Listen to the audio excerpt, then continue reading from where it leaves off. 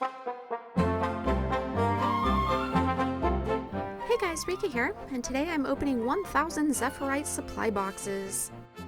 Why not 100,000 or 250,000? Well, because I have other things to use my gold for. Leading up to the festival, I saved up 3,000 thick leather sections, knowing that the price was probably going to be one of the most efficient, if not the most efficient. I'm just gonna do a quick preview of what's in the boxes in case you haven't bothered to look before. If you're newish to the game and you are not aware of why people go nuts over these boxes, it's because of the super rare category, which contains all of the infusions. Each one of the infusions is worth thousands of gold apiece, but if you don't get one of these, you're basically losing gold on the Zephyrite boxes. I'll show you a few of these on the trading post to give you an idea of their worth, but most of these are actually traded outside of the game in Discord because of the trading post fees. If you're not aware what infusions are, they're items that you can put into Ascended and Legendary gear that give you agony resistance and stats along with certain effects. The effects on these infusions that you can get from the Zephyrite boxes are why they are so valuable. I've put the link below where you can look at all of the cosmetic infusions for yourself. As you can see though, there are some pretty cool effects. It's all just a matter of what you're willing to pay for these.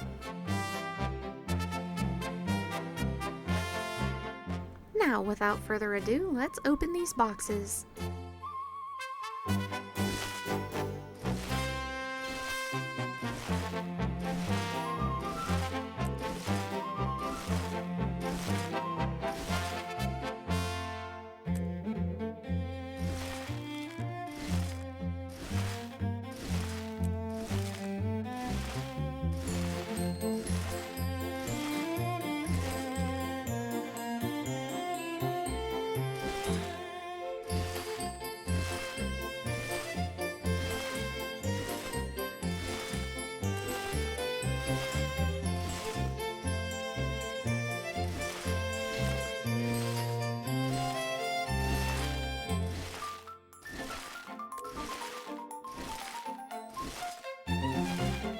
Unsurprisingly, there are no infusions.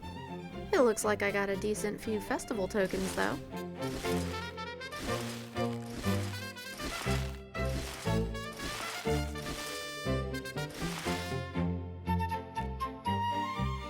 Now that the fun's over, let's go over the trades. You might have seen mentions of people buying ectos in order to trade them for the Zephyrite Supply Boxes. If you go to the Labyrinthine Cliffs and look at the trader offerings, you'll notice that there are a bunch of different options. Why is it then that so many people are buying globs of ectoplasm to trade for the supply boxes? Well, it's because you get 7 at a time. Also, just a quick note for people who like World vs. World, you do have a reward track for these, so you don't necessarily have to buy them with your materials. Moving on. Okay, so when you buy the supply boxes, you'll notice that you actually get some of the materials back that you can use in order to buy them. So what's the point then? Obviously, it's the infusions. So your best bet is to buy the greatest number of boxes that you can at the lowest cost. That seems very obvious. So what is the lowest cost? This table right here should help you to determine that, and of course it can change over time, so maybe always reference it before you buy your supply boxes. This clearly demonstrates that if you don't get an infusion, you are losing money on each and every box. So now let's look at the table. In the price per transaction column, you're going to be looking at basically each trade for supply boxes. That's why when you look at the glob of ectoplasm, it's going to say, 49 silver or whatever it says in the future, because you're trading for 7 boxes at a time. Then, of course, with the price per box column, it's going to tell you the price per box instead of the price per transaction. This is what I look at before I buy supply boxes.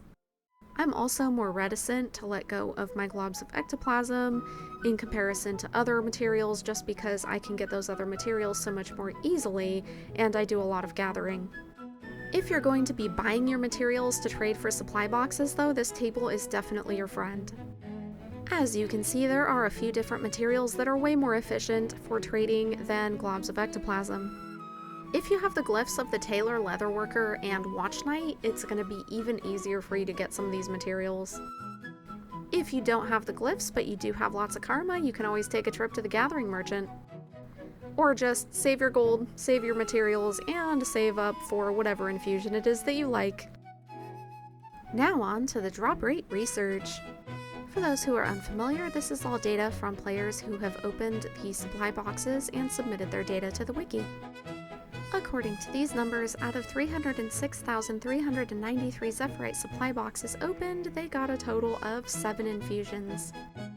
Still sitting in the super rare category are the antique summoning stones that you can buy weekly in Arborstone, and they got 8 of those. The RNG on these boxes really is wild. I've heard people in map chat talking about opening 5,000 and getting 3 infusions. I don't know how true that was. They could have just been trolling chat, but it is entirely possible, and I've heard about other people opening 50,000 of them and not getting 1 infusion. Since I recorded this, the value of the boxes has actually dropped even more, from 23 down to 20 copper. So people are still gambling on these, and they are losing big time. The point of this whole gambling scheme, of course, is to remove materials from the game in order to control the market. And I did say earlier in the video that all of the infusions are worth thousands of gold. I should actually clarify on that. Some of these are not worth even over 1,000 gold, although they are worth hundreds of gold.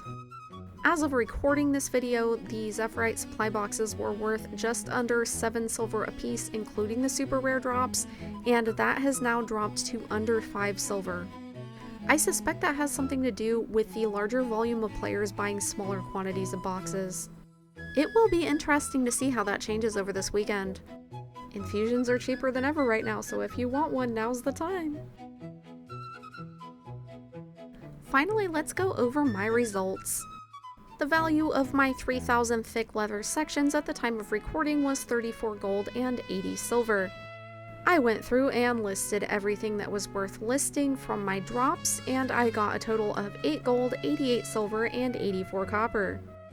Which means that out of 1,000 Zephyrite supply boxes, I lost a total of 25 gold, 91 silver, and 16 copper worth of materials. So, are they worth opening? In my opinion, they're worth opening if it's fun for you. If you enjoy gambling, go for it. I saved up materials for gambling on these boxes and for my giveaway, and that's pretty much it. I'm not going to spend anything else on this. When I was in the Labyrinthine Cliffs, there was somebody in map chat who was talking about how they blew all of their gold on Zephyrite supply boxes and didn't get any infusion drops and were now going to quit the game forever. If gambling is that much of a problem for you, then you really shouldn't be doing it. The RNG in this game is pretty bad, and it's not even remotely the worst that I've seen. At least with these Zephyrite supply boxes, you have the option of not putting real-world money on the line. It is my opinion, though, that if you don't have thousands of gold to blow on materials for Zephyrite supply boxes just for the sake of opening boxes, you really shouldn't be buying materials just to gamble.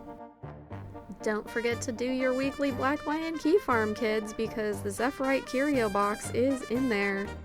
You know, if I just got the equivalent amount of trophies for my material cost, I would be totally happy with that, because I would just use all of these for legendary crafting. What do you guys think? Is it worth gambling on the Zephyrite supply boxes? Let me know down in the comments. There's also a link below to the Overflow Discord if you're interested in trading some infusions, as they are cheaper than ever. But do beware, these are player-to-player trades, and you need to be very, very careful with that.